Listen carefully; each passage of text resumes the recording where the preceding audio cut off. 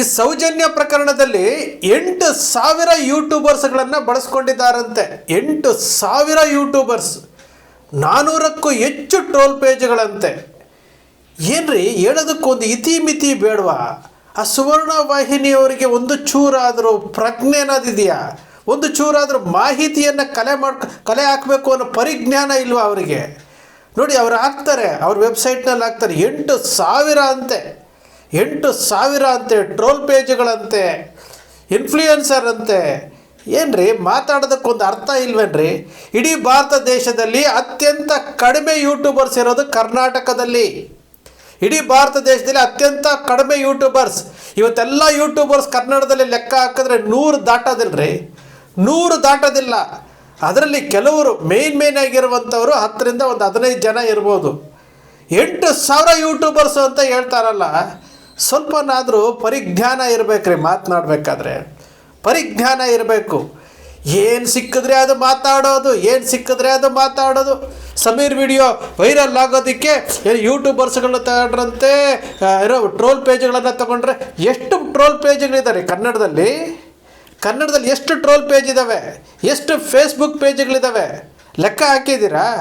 ಇವತ್ತೆಲ್ಲನೂ ಲೆಕ್ಕ ಹಾಕಿದ್ರೆ 100 ಸಿಗಲ್ಲ ನಿಮಗೆ, 100 ಸಿಗಲ್ಲ. ಅದರಲ್ಲಿ ಕೆಲವೊಂದು ಪೇಜಸ್ ಇದ್ದಾವಲ್ಲ, ಆ ಕೆಲವೊಂದು ಪೇಜಸ್ಸು ಸತ್ತೋಗಿದ್ದಾವೆ. ಅಂಥದ್ರಲ್ಲಿ ಏನು ಮಾತಾಡಬೇಕು, ಏನು ಮಾತಾಡಬಾರ್ದು, ನಾವು ಮಾತಾಡ್ತಾರ ಸರಿ ಇದೆಯಾ? ನಾವು ಪತ್ರಕರ್ತರಾಗಿ ಒಂದು ಜವಾಬ್ದಾರಿ ಅಥವಾ ಸ್ಯಾಟಲೈಟ್ ಚಾನಲ್ ಆಗಿ ನಾವು ಏನು ಮಾಹಿತಿ ಕೊಡ್ತಾ ಇದ್ದೀವಿ ಅನ್ನೋದು ಸ್ವಲ್ಪನಾದರೂ ಯೋಚನೆ ಮಾಡಬೇಕಲ್ಲ. ಇಷ್ಟು ಅಧ್ವಾನ ಆಗಬೇಕಾ? ಇಷ್ಟು ಕೆಳಮಟ್ಟಕ್ಕೆ ಇಳಿಬೇಕಾ? ಈ ಸ್ಯಾಟಲೈಟ್ ಚಾನೆಲ್ಗಳು ಇವತ್ತು ಯಾವ ಪರಿಸ್ಥಿತಿಗೆ ಬಂದಿದೆ ಅಂದರೆ, ಯೂಟ್ಯೂಬರ್ಸ್ಗಳನ್ನು ಇಟ್ಕೊಂಡು ಸುದ್ದಿ ಮಾಡುವಂತಹ ಪರಿಸ್ಥಿತಿಗೆ ಬಂದಿದ್ದೀರಲ್ಲ ನೀವು.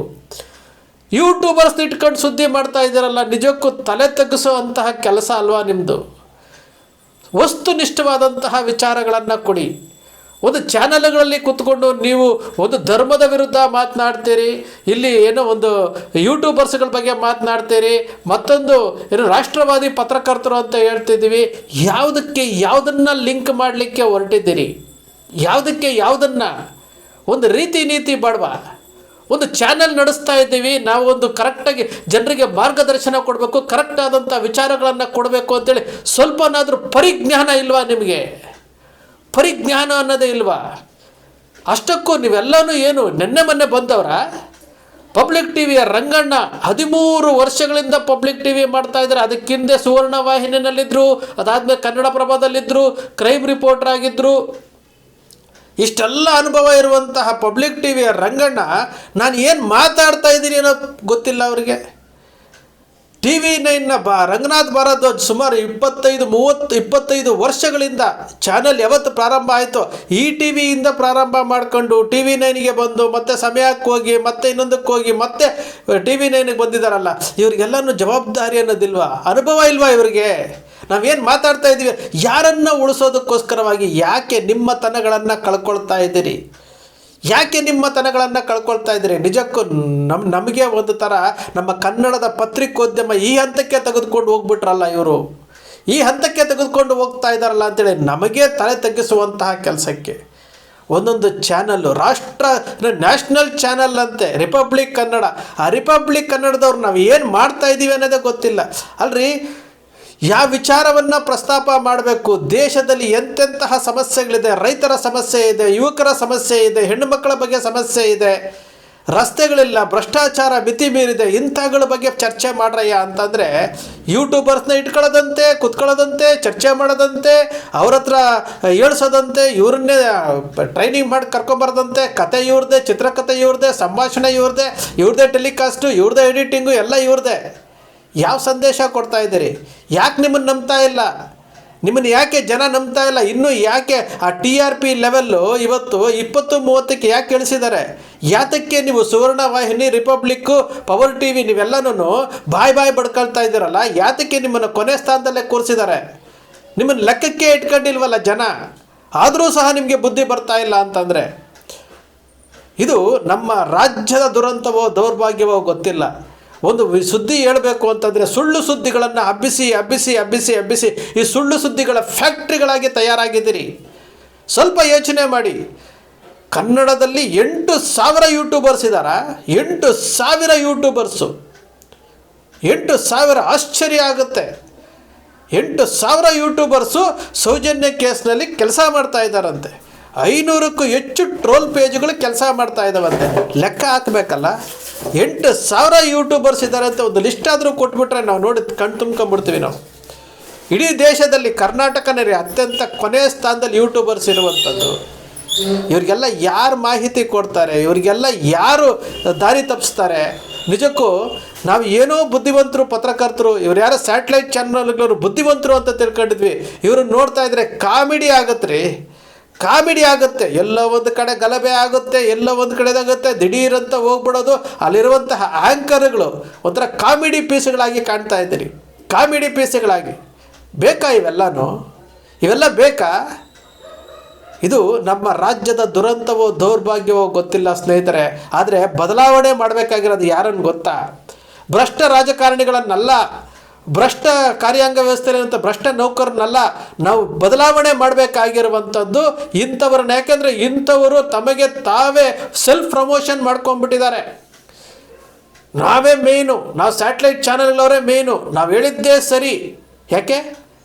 ರಾಜಕೀಯ ಪಕ್ಷಗಳನ್ನು ಓಲೈಸಿಕೊಂಡು ರಾಜಕಾರಣಿಗಳನ್ನು ಕರ್ಕೊಂಡು ಬಂದು ಅವರು ರಾಜಕಾರಣಿಗಳ ನೇತೃತ್ವದಲ್ಲಿ ಸ್ಯಾಟಲೈಟ್ ಚಾನಲ್ ನಡೀತಾವಲ್ಲ, ಈ ಕಾರಣಕ್ಕೋಸ್ಕರವಾಗಿ ಇವರು ಬೇಕು, ಇವರು ಬೇಕ್ರಿ.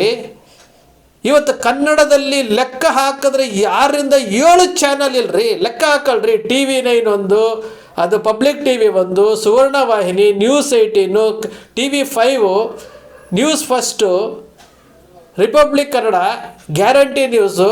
ಇಷ್ಟೇ ತಾನೇ, ಇಷ್ಟೇ ತಾನೇ. ಒಂದು ವಿಸ್ತಾರ ಅಂತ ಮಾಡಿಬಿಟ್ಟು ವಿಸ್ತಾರದ ಸಂಪಾದಕ ಅಂತ ಮಾಡ್ಕೊಂಡ್ಬಿಟ್ಟು ಪಾರ್ಟಿ BJP ಪಾರ್ಟಿಗೆ ಸೇರ್ಕೊಂಡ್ಬಿಟ್ರು ಅಧಿಕೃತವಾಗಿ.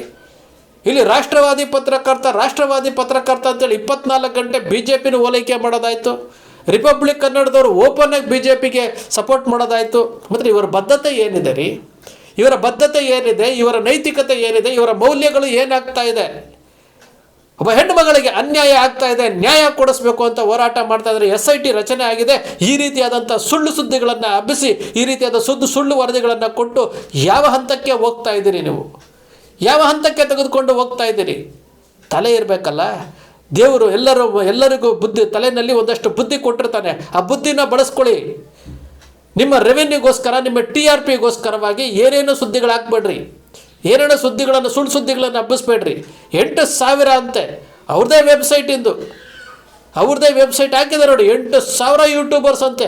ಆಶ್ಚರ್ಯ ಆಗೋಯ್ತು ನನಗೆ. ಕರ್ನಾಟಕದಲ್ಲಿ ಲೆಕ್ಕ ಹಾಕಿದ್ರೆ 100 ಯೂಟ್ಯೂಬರ್ಸ್ಗಳು ಸಿಗಲ್ಲ ಕರೆಕ್ಟಾಗಿರುವಂಥವ್ರು. 100 ಸಿಗಲ್ಲ. 500 ಟ್ರೋಲ್ ಪೇಜ್ಗಳಂತೆ. ಅಷ್ಟೊಂದು ಸಮೃದ್ಧಿ ಆಗ್ಬಿಟ್ಟಿದೆ ಕರ್ನಾಟಕದಲ್ಲಿ ಪತ್ರಿಕೋದ್ಯಮದಲ್ಲಿ. ನಿಜಕ್ಕೂ ನಿಮ್ಮನ್ನು ಕಂಪೇರ್ ಮಾಡಿದ್ರೆ ಯೂಟ್ಯೂಬರ್ಸ್ ಎಷ್ಟು ಬೆಟರ್ ರೀ. 100ಕ್ಕೆ 100 ಭಾಗ ಬೆಟರು. ಯೂಟ್ಯೂಬರ್ಸನ್ನ ಟಾರ್ಗೆಟ್ ಮಾಡ್ಕೊಂಡು, ಯೂಟ್ಯೂಬರ್ಸ್ನ ಇಟ್ಕೊಂಡು ನೀವು ಸುದ್ದಿಗಳು ಮಾಡ್ತೀರಿ ಅಂದರೆ ನಿಮ್ಮ ಪರಿಸ್ಥಿತಿ ಯಾವ ಹಂತಕ್ಕೆ ಇಳಿದೋಗಿದೆ ಅಂತ ಅರ್ಥ ಮಾಡ್ಕೊಳ್ಳಿ. ವಿಜಯಲಕ್ಷ್ಮಿಯವರು ಹೇಳ್ತಾರಲ್ಲ, ನೀನು ಅತ್ಯಾಚಾರ ಮಾಡು, ನೀನು ಕೊಲೆ ಮಾಡ್ಕೊಂಡು ಬಂದು ಒಂದು ಸೂಟ್ ಕೇಸ್ ಕೊಡು, ನಿನ್ನನ್ನು ದೇವರನ್ನಾಗಿ ಮಾಡಿಬಿಡ್ತೀವಿ ಅಂತ. ಇದೇ ಇವರು ವಿಜಯಲಕ್ಷ್ಮಿಯವರು ಹೇಳ್ತಾರಲ್ಲ, ನೀವು ಬದಲಾವಣೆ ಆಗಿ ಇಲ್ಲದಾದರೆ ಜನ ಚಪ್ಪಲಿ ತಗೊಂಡು ಹೊಡಿತಾರೆ ಅಂತ ಹೇಳ್ತಾರಲ್ಲ. ನಿಮ್ಮದೇ ಸ್ಯಾಟಲೈಟ್ ಚಾನಲಲ್ಲಿ 20 ವರ್ಷಗಳ ಕಾಲ ನಿರೂಪಕಿಯಾಗಿ ಕೆಲಸ ಮಾಡಿದ್ದಂತಹ ವಿಜಯಲಕ್ಷ್ಮಿ ಶಿಬಿರವರು ಹೇಳ್ತಾರೆ ಅಂತಂದರೆ ಕಿಂಚಿತ್ತಾದರೂ ನಿಮಗೆ ಪರಿಜ್ಞಾನ ಅನ್ನೋದಿರಬೇಕಾಗುತ್ತೆ ರೀ ಸ್ನೇಹಿತರೆ. ನಿಮ್ಮ ಅಕ್ಷರ ಮೀಡಿಯಾ ಯಾವತ್ತಿಗೂ ಸಹ ದಾರಿ ತಪ್ಪಿಸುವಂಥ ಕೆಲಸ ಮಾಡೋದಿಲ್ಲ, ವಾಸ್ತವದ ವಿಚಾರಗಳನ್ನು ವಿಶ್ಲೇಷಣೆ ಮಾಡುತ್ತೆ. ನಿಮ್ಮ ಅಕ್ಷರ ಮೀಡಿಯಾದ ವಿಶ್ಲೇಷಣೆ ನಿಮ್ಗೆ ಇಷ್ಟ ಆಯಿತು ಅಂದರೆ ಸಬ್ಸ್ಕ್ರೈಬ್ ಆಗಲಿಲ್ಲ ಅಂದರೆ ಸಬ್ಸ್ಕ್ರೈಬ್ ಮಾಡ್ಕೊಳ್ಳಿ. ಪಕ್ಕದಲ್ಲಿ ಕಾಣುವಂಥ ಬೆಲ್ ಐಕಾನ್ ಪ್ರೆಸ್ ಮಾಡಿ, ಶೇರ್ ಮಾಡಿ, ಪ್ರೋತ್ಸಾಹ ನೀಡಿ.